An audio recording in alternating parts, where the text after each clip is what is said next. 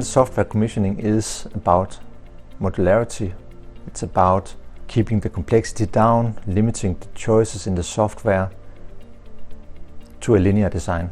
And one of the things that we can use the Emulate 3D setup for is to get the mechanical engineers and the software engineers aligned. Then they will also have much smoother tasks of integrating it later in the process.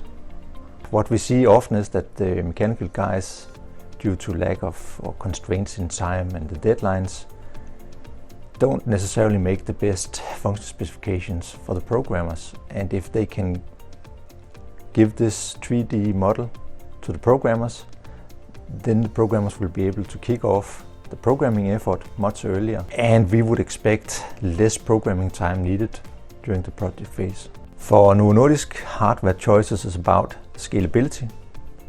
It's about finding the hardware equipment that would limit the variety of components that we need to keep in stock to a minimum.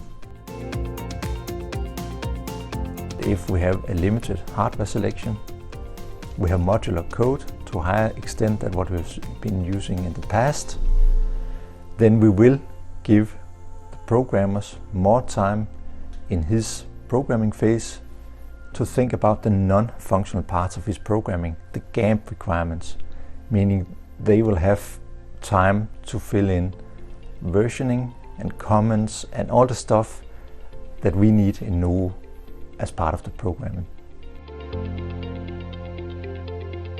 To conclude our digital twin proof of concept, we wanted as a last step to connect the real-time data from the line to the digital twin and create what we can call a digital shadow of the equipment that you can access anytime and anywhere.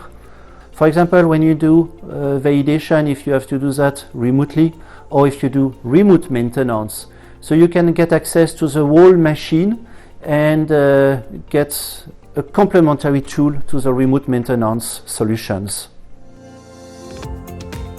For example, in aseptic production, in filling or formulation, we try to get people out of the shop floor. So now we have actually a tool or complementary tool to get the shop floor coming to you. So this could be also quite handy, specifically, as I said, in filling area. Also, we see this tool being able to help your productivity on the total plant floor. So if you start to connect one machine, then you connect the next machine, and soon you will have the factory as a full digital twin. What we are working with right now is capturing data from the production, from the digital twin, but also from the real line. So what we want to capture is the data and then see if we have a failure. And then we want to rewind that data in the digital twin to see what went wrong. So in that case, we can release the production again very fast, as we can pinpoint the reason why the machine failed or why this product did not work as intended.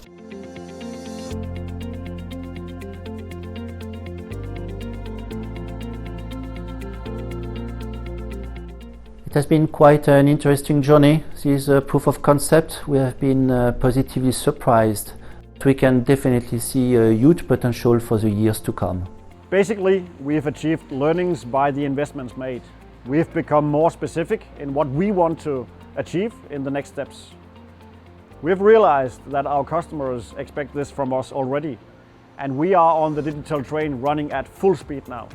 We know that the journey has started for a lot of people, a lot of companies. If you want to be more productive, you want to have your time to market as one of your business drivers, you need to jump on this train now.